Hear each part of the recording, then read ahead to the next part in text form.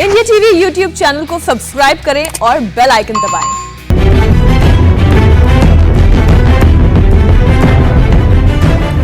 ठीक 3 बजे प्रधानमंत्री आवास पर जम्मू कश्मीर को लेकर सर्वदलीय बैठक शुरू हो जाएगी और बीजेपी के नेता जम्मू कश्मीर भवन से अब निकल चुके हैं। ये खबर आ रही है, आप देख सकते हैं रविंद्र रैना सामने आपको दिखाई दे रहे हैं, कविंद्र गुप्ता वहां पर है उनके साथ। बीजेपी के 3 नेता हैं जो कि इस सर्वदलीय बैठक में शामिल होंगे और वो अब जेके भवन से निकल चुके हैं। जेके भवन में ही महबूबा मुफ्ती भी मौजूद हैं, उनके अलावा सज्जाद लोन भी मौजूद हैं। थोड़ी देर में वो भी रवाना होंगे और इससे पहले सारे दलों ने अपनी अपनी पार्टियों की के बीच भी बैठक की है। गोनिका अरोड़ा इस वक्त वही मौजूद हैं। जी गोनिका। जी बिल्कुल सौरभ, अभी बीजेपी के तीनों नेता रविंद्र रैना, कविंद्र गुप्ता और निर्मल सिंह यहां से निकल गए हैं और प्रधानमंत्री आवास कुछ ही देर में वो पहुंच जाएंगे। अभी फिलहाल अंदर जो इंतजार जिनके निकलने का किया जा रहा है, महबूबा मुफ्ती और सज्जाद लोन है, वो भी इस वक्त अंदर मौजूद है। वो भी अगले कुछ देर में यहाँ से निकल सकते हैं क्योंकि बैठक का वक्त जो है वो 3 बजे का है। इसीलिए यही उम्मीद की जा रही थी कि 2:30 बजे के आसपास तमाम जो लोग हैं वो निकलना शुरू हो जाएंगे। और अभी देखें यहाँ से इस वक्त अंदर की झलकें आपको दिखा रहे हैं कि 3 बीजेपी के बड़े नेता वो यहाँ से निकल चुके हैं, रविंद्र रैना, कविंद्र गुप्ता। और अभी आप देख रहे हैं कि यहाँ पर अंदर हलचल तेज हो गई है। यहाँ से अब निकलना जो है वो तमाम नेता शुरू कर रहे हैं और ये देखिए गाड़ियां लग चुकी हैं यहाँ पर। अब कुछ ही मिनटों में यहाँ पर जो तमाम बड़े नेता अंदर मौजूद है, महबूबा मुफ्ती, सज्जाद लोन, वो अभी यहाँ से कुछ ही देर में निकल जाएंगे। और ये देखिए यहाँ पर अब जम्मू कश्मीर भवन में तमाम जो गाड़ियां वो एक एक करके लग रही हैं और एक एक करके नेता जो है वो यहाँ से निकलना शुरू हो गए क्योंकि यहाँ से करीब 5 से 10 मिनट का वक्त प्रधानमंत्री आवास पहुंचने में लगेगा। और उसके बाद 3 बजे वो अहम बैठक शुरू होगी जिसका इस वक्त सबको इंतजार है। बीजेपी के नेता यहाँ से निकल चुके हैं और बाकी पार्टियों के नेता जो इस वक्त अंदर जेल के भवन में मौजूद है वो अब कुछ ही देर में यहाँ से निकलेंगे। अब ये आप तो वहां मौजूद हैं, लेकिन मुझे तस्वीरें देख के ऐसा लग रहा है कि जैसे सज्जाद लोन जो है वो यहाँ से रवाना होने वाले हैं। पहले महबूबा मुफ्ती तो नजर नहीं आई हैं, लेकिन सज्जाद लोन पहले भी दिखाई दिए थे वहां पर। गोनिका। बिल्कुल, सज्जाद लोन अभी कुछ ही देर पहले यहाँ पर जेल के भवन पहुंचे थे। वो सुबह से यहाँ पर नहीं थे, लेकिन अभी करीब 2 बजे वो यहाँ पर पहुंचे हैं और अब उनकी गाड़ी जो है वो यहाँ से निकलना शुरू हो गई है। वो अपनी गाड़ी में बैठ गए हैं और अब यहाँ से उनकी गाड़ी जो है वो निकलने लग पड़ी है। और अब एक और गाड़ी वहाँ पर लग गई है जिसमें उम्मीद की जा रही है कि शायद महबूबा मुफ्ती या फिर कोई और नेता जो इस वक्त अंदर मौजूद है वो वहाँ से निकलेंगे क्योंकि अब तमाम नेताओं के निकलने का सिलसिला शुरू हो चुका है और अब एक एक करके सभी लोग निकल रहे हैं। सज्जाद लोन देखिए इस वक्त गाड़ी में बैठे हुए हैं, बात करने की कोशिश इनसे करते हैं लेकिन क्योंकि गाड़ी का शीशा चढ़ा हुआ है, सज्जाद लोन इस वक्त अंदर बैठे हैं, यहाँ से निकल रहे हैं। इस वक्त कुछ ही देर पहले यहाँ पर पहुंचे थे और अब यहाँ से अपनी गाड़ी में वो निकल चुके हैं। सज्जाद लोन और तमाम जो उनके साथ व्हीकल्स है वो इस वक्त यहाँ से निकल रहे हैं और अब इंतजार किया जा रहा है महबूबा मुफ्ती के यहाँ से निकलने का। महबूबा मुफ्ती, महबूबा मुफ्ती आपको वहां दिखाई दे तो फिर लौटेंगे आपके पास हम। और दूसरी ओर फारूक अब्दुल्ला वो भी अपने घर से रवाना होने वाले हैं। उनका घर भी दिल्ली में जो है वहां से वो थोड़ी देर में वहां से निकल रहे हैं बैठक के लिए। वहां दीक्षा पांडे हमारी सहयोगी मौजूद हैं। दीक्षा,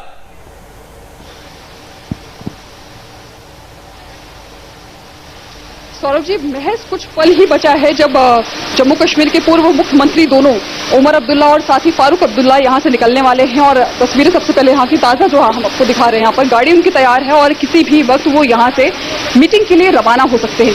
लेकिन इस मीटिंग से पहले सबसे खास चीज देखने को मिली है कि जो पूर्व मुख्यमंत्री उमर अब्दुल्ला साहब यहाँ पर अपने पिता के आवास पर पहुंचे, यहाँ पर मुलाकात की। जाहिर तौर पर इस पूरे जो सर्वदलीय बैठक है उसको लेकर जरूर यहाँ पर संभवतः यहाँ पर उनका भी संवाद चला होगा। और यहाँ पर देखेंगे अगर आप तो तैयारी पूरी हो चुकी है, किसी भी वक्त रवाना यहाँ पर हो सकते हैं। चर्चा पाकिस्तान से भी इस मसले पे बात। अब जब मीटिंग का टाइम शुरू हो रहा है, बेहतर है कि हम अंदर एजेंडा सुने और सारे स्टेक होल्डर्स अंदर क्या बोलेंगे। कांग्रेस अपना मौकूफ बोलेगा, कांग्रेस तो कांग्रेस वाली लैंग्वेज बोलेगा, देश हित वाली लैंग्वेज बोलेगा, जम्मू कश्मीर के लोगों के हित की लैंग्वेज बोलेगा। वो हम अंदर बात करेंगे एजेंडे के मुताबिक। तो यहाँ पे देखिए गुलाम अहमद मीर ये गुलाम अहमद मीर थे, जम्मू कश्मीर कांग्रेस के अध्यक्ष हैं। उनका कहना था कि हम वहां सुनने जा रहे हैं कि केंद्र को हमसे क्या कहना और उसके बाद फिर अपनी बात हम कहेंगे।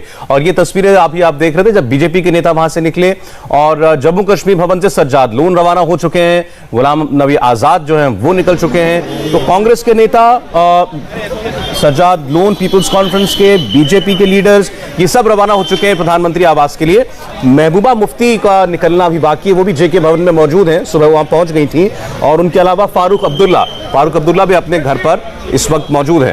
तो बैठक शुरू होने में अब लगभग आधे घंटे का वक्त है और ये भी कोई नहीं जानता कि बैठक कितनी देर चलेगी।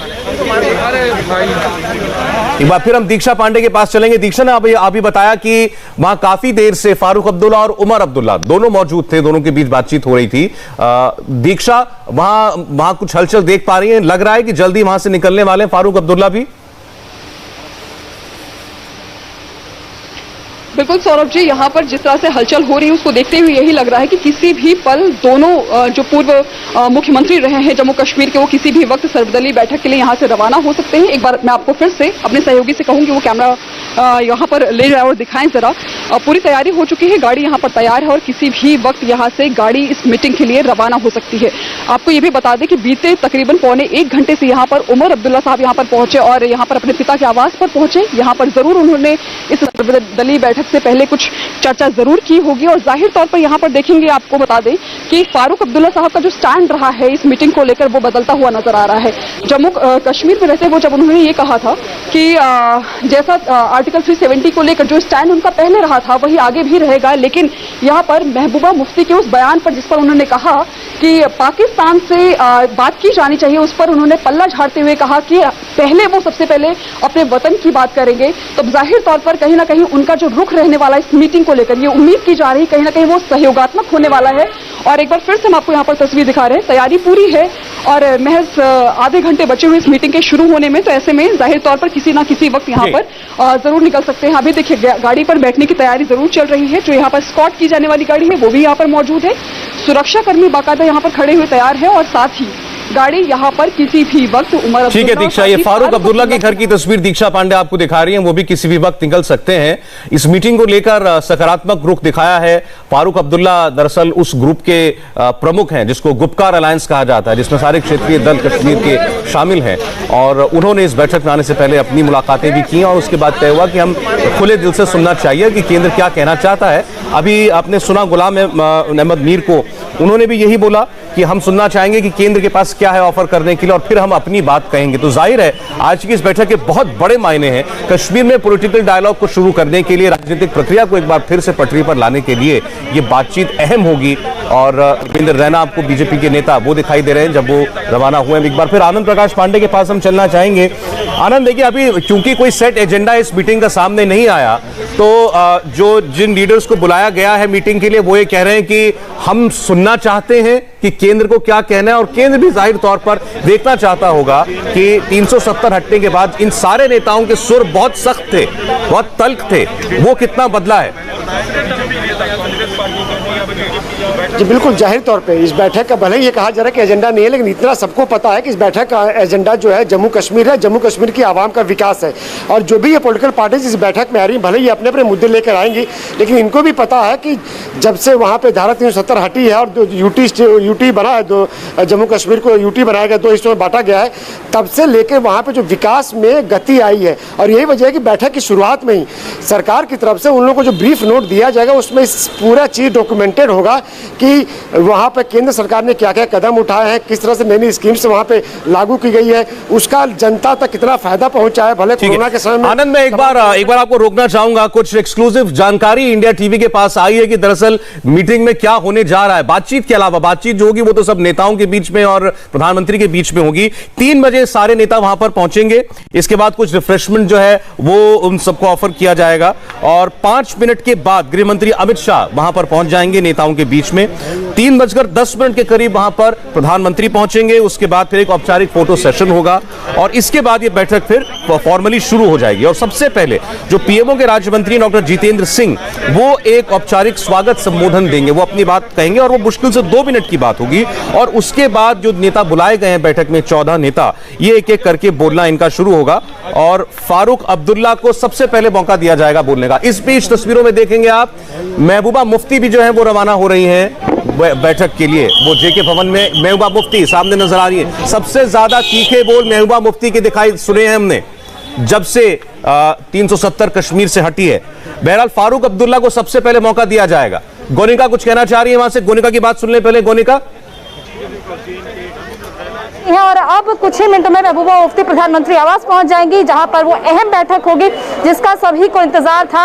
जम्मू कश्मीर के सभी दलों की बैठक, महबूबा मुफ्ती जिनके निकलने का इंतजार था वो यहां से निकल चुकी हैं। इसके अलावा सज्जाद लोन कुछ देर पहले और बीजेपी के 3 बड़े नेता रविंद्र रैना, कविंदर गुप्ता और निर्मल सिंह भी यहां से निकल चुके हैं। और अब फिलहाल अगर कहें तो अंदर जम्मू कश्मीर का कोई बड़ा नेता नहीं है जो कि इस बैठक में शामिल होने वाला है। महबूबा मुफ्ती जिनके निकलने का इंतजार था वो इस वक्त यहां से निकल चुकी है जम्मू कश्मीर भवन से। ठीक है गोनिका। देवेंद्र पराशर इस वक्त हमारे साथ जुड़ गए, हमारे सहयोगी। देवेंद्र, कुछ तो एक स्ट्रक्चर पता चला है कि बैठक किस तरीके से आगे बढ़ेगी, और यह पता चला कि सबसे पहले फारूक अब्दुल्ला को बोलने का मौका दिया जाएगा। सबसे वरिष्ठ नेता जम्मू कश्मीर के इस वक्त वही हैं। कुछ नहीं, बल्कि बैठक में जो कुछ भी होगा और बैठक का जो नतीजा निकलेगा वो सब कुछ के पास अभी है जो हम लोग शेयर कर सकते हैं। जैसे सबसे पहले तो 3 बजे से पहले सभी नेता वहाँ पर इकट्ठा हो जाएंगे और दिलचस्प ये है कि डिस्कशन के लिए नारियल पानी सहित कुछ चीजें दी जाएंगी। और क्योंकि अभी दिल्ली में गर्मी का मौसम है, नारियल पानी कितना जरूरी है समझ सकते हैं। और दूसरी चीज की 3 बज के 5 मिनट पर गृहमंत्री अमित शाह उन नेताओं को ज्वाइन करेंगे।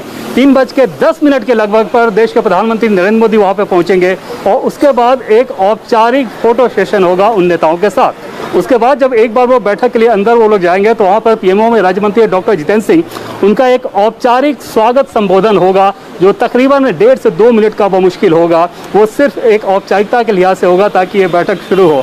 और एक बार जब बैठक शुरू होगी तो सबसे पहले फारूक अब्दुल्ला जो कि जम्मू कश्मीर के सबसे सीनियर लीडर हैं, उन्हें बोलने का मौका दिया जाएगा और उस क्रम में बाकी नेता अपनी अपनी बात कहेंगे।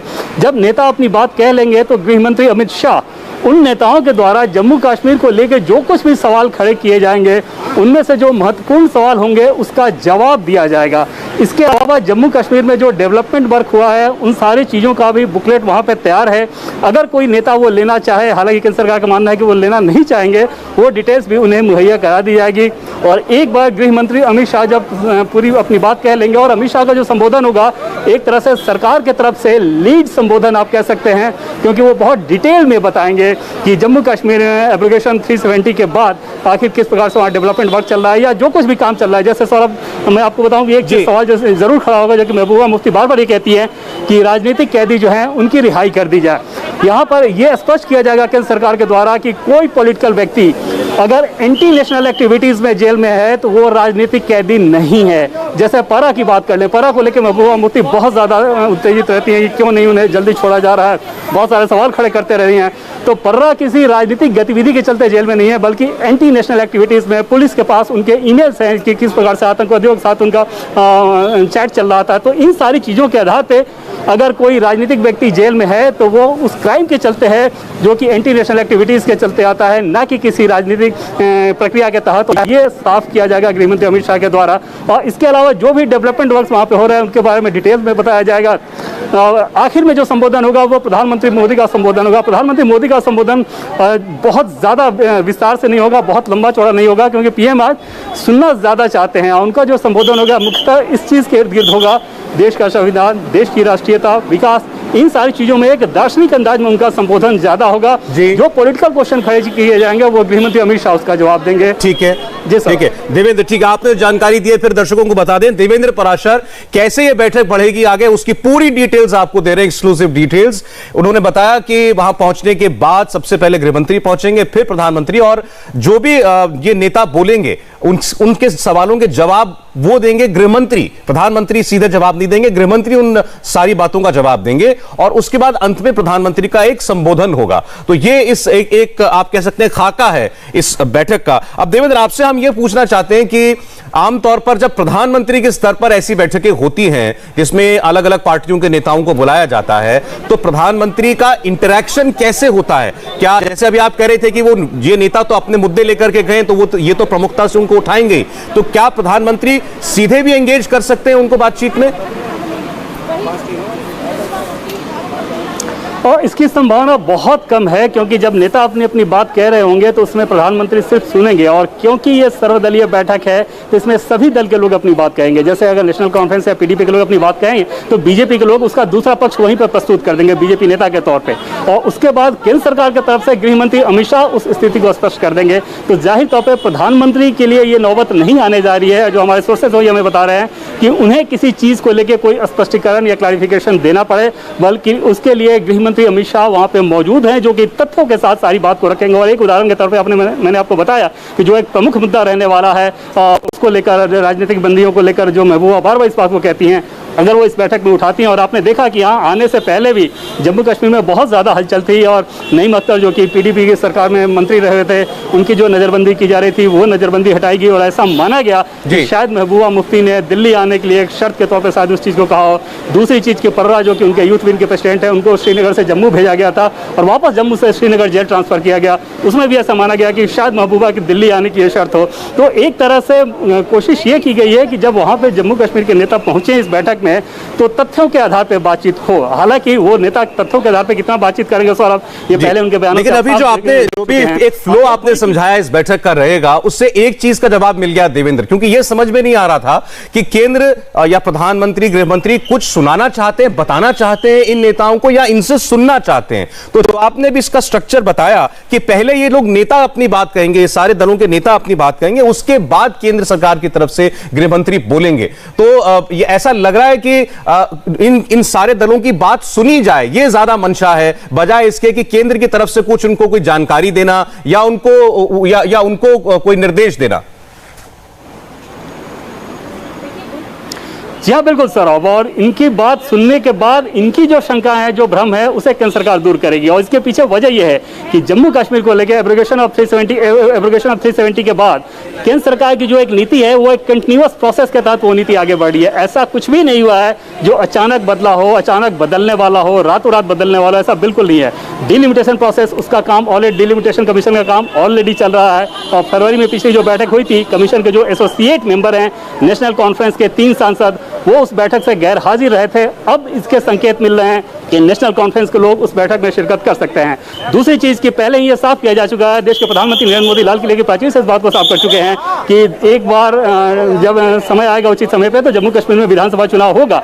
डिलिमिटेशन के बाद वो विधानसभा चुनाव होगा, ये ऑलरेडी केंद्र सरकार की नीति है, उस पर काम किया जा रहा है। तीसरी चीज़ की स्टेटहुड को लेकर भी गृह मंत्री अमित शाह पार्लियामेंट में बोल चुके हैं कि यूटी कोई परमानेंट स्टेटस नहीं है। हालांकि सौरभ, उस पर जो हमारे टॉप सोर्सेज है उनका ये कहना है कि स्टेटहुड अभी कहीं से अंडर कंसिडरेशन नहीं है। अभी जो अंडर कंसिडरेशन है वो डिलिमिटेशन का जो प्रोसेस चल रहा है, उसमें बाकी मैं आपको एक बार रोक रहा हूं। आप देवेंद्र, आपने बड़ी बात अभी बताई। इस बीच में मैं भी एक इंफॉर्मेशन दे दूं कि गृह मंत्री अमित शाह भी इस बैठक में शामिल होने के लिए वो निकल चुके हैं। तो सभी नेता वहां पहुंच जाएंगे और जैसा अभी देवेंद्र आपको बता रहे थे कि 3 बजे से पहले सारे नेता वहां मौजूद होंगे और उसके बाद सबसे पहले वहां पर गृह मंत्री अमित शाह ही पहुंचेंगे। अभी आपने कहा कि आपके सोर्सेज ने बता दिया कि इस बैठक में कम से कम ये सवाल, ये बात कहीं से नहीं होने जा रही कि स्टेटहुड जो है वो पूरी तरीके से रिस्टोर कर दिया जाएगा, वो समय अभी नहीं आया है। देवेंद्र, निश्चित तौर पे नहीं सौरभ, और अभी अगर अगले साल 1.5 साल की भी आप बात करें तो उसमें स्टेटहुड को लेकर अभी केंद्र सरकार के स्तर पे कोई भी वो मसला अंडर कंसिडरेशन नहीं है। और ऐसा इसलिए भी है कि सिर्फ जम्मू कश्मीर के लिए क्यों, फिर लद्दाख के लिए स्टेटहुड क्यों नहीं, लद्दाख के लोग भी हमेशा से इस बात की मांग करते रहे, तो वो केंद्र सरकार के विचार में अभी नहीं है। अभी जो प्रायोरिटी है वो जम्मू कश्मीर में जो डिलिमिटेशन कमीशन का काम चल रहा है वो सही समय पर पूरा हो। और वो काम भी सौरभ इतना आसान नहीं है। बहुत सारे रिपोर्ट आप देख रहे होंगे कि अगले कुछ महीनों के अंदर डिलिमिटेशन कमीशन अपनी रिपोर्ट दे देगी, जो कि हकीकत से कोसों दूर है। डिलिमिटेशन कमीशन के लिए ये बहुत अहम रहेगा इस बार कि शेड्यूल ट्राइब का रिजर्वेशन, जो कि जम्मू कश्मीर में नहीं है, शेड्यूल कास्ट का रिजर्वेशन ऑलरेडी वहां पे है लेकिन शेड्यूल ट्राइब का नहीं है। और ऐसे में ये कमीशन इस बार शेड्यूल ट्राइब के लिए भी रिजर्वेशन करेगा। शेड्यूल ट्राइब के रिजर्वेशन के लिए उसमें ज्यादा अहम रहेगा कि एक बार राज्य सरकार की रिपोर्ट जातियों की पहचान के आधार पर कमीशन को मिल जाए और फिर उसके आधार। देवेंद्र, मैं रोकता हूं, आपको आता हूं आपके पास थोड़ी देर में फिर। इस वक्त गुलाम नबी आजाद भी निकल रहे हैं अपने घर से, विजय लक्ष्मी वहां मौजूद हैं। विजय लक्ष्मी, इसलिए कांग्रेस पार्टी ने कोई ऑफिशियल स्टेटमेंट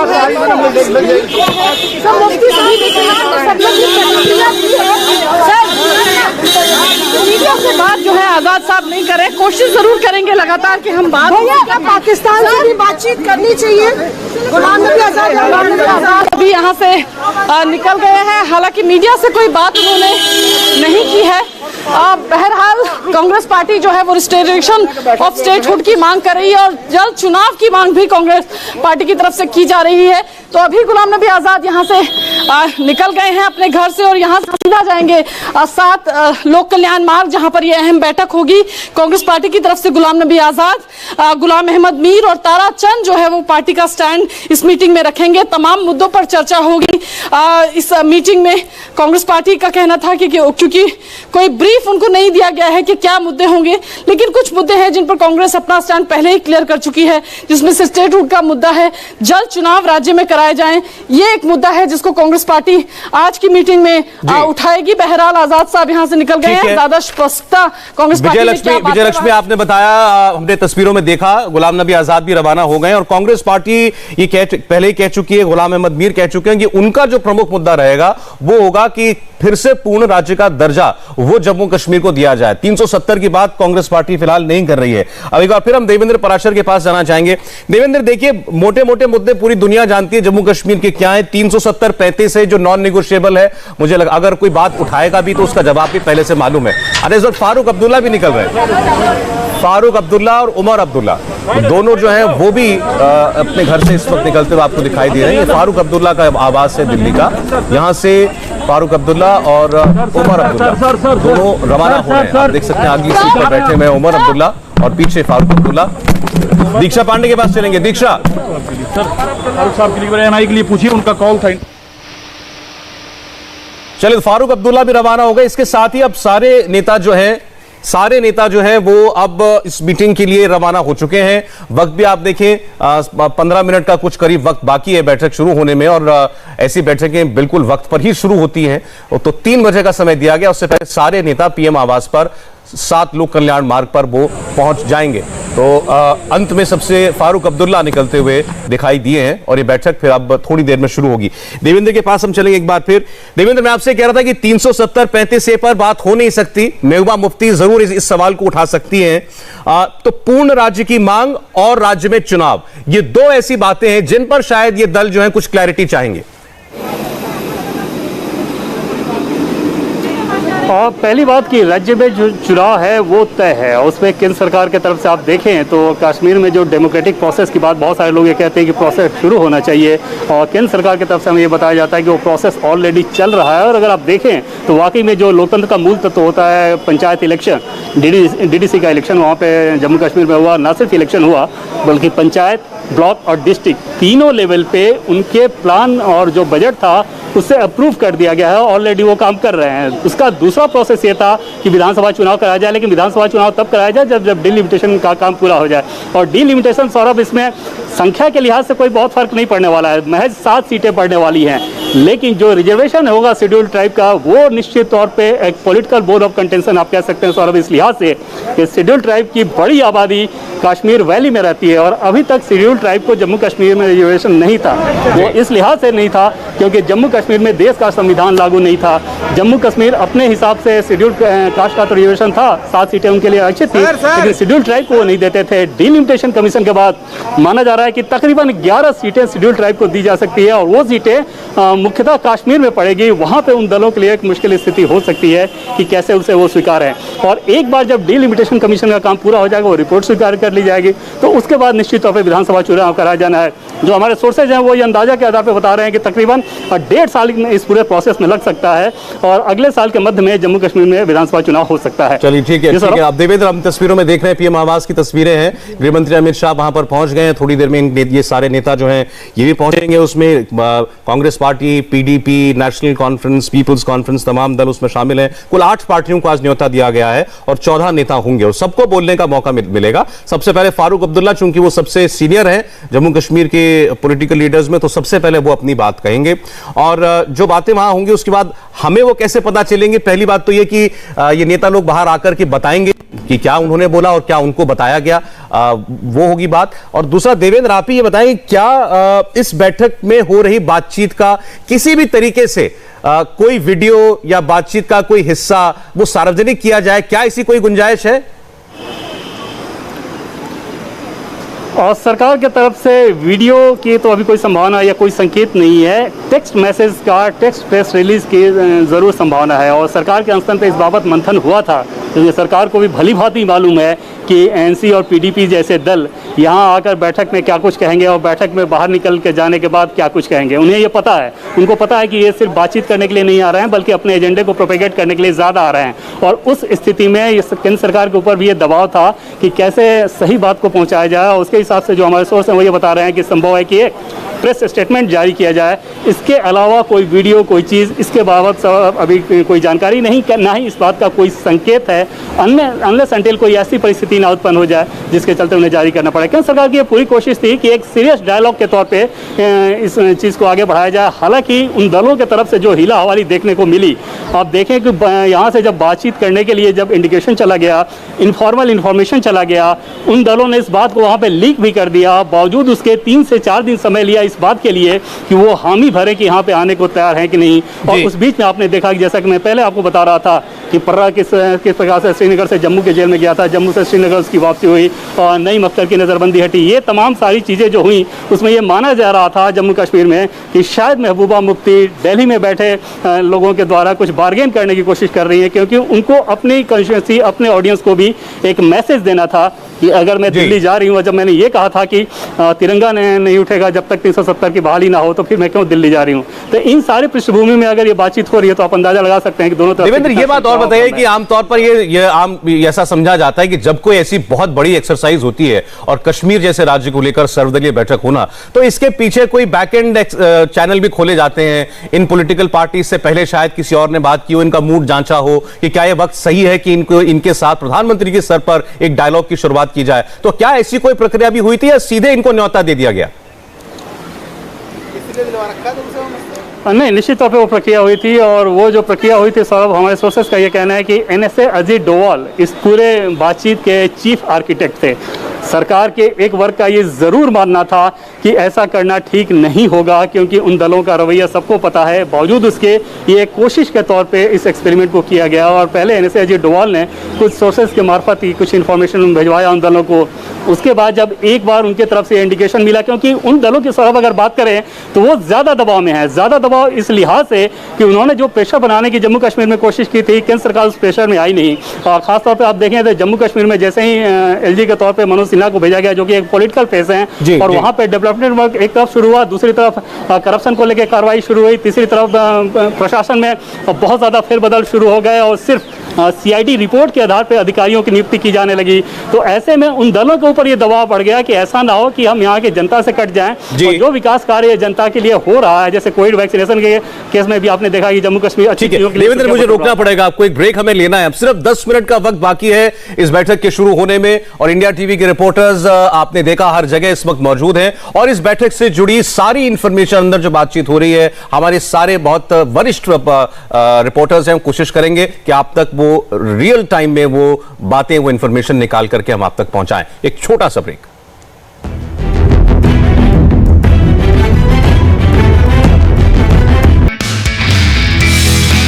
नमस्ते, मैं हूं मीनाक्षी जोशी। वीडियो और खबरों से अपडेट रहने के लिए India TV YouTube channel subscribe करें, बेल आइकन दबाना ना भूलें। जुड़े रहें इंडिया टीवी के साथ।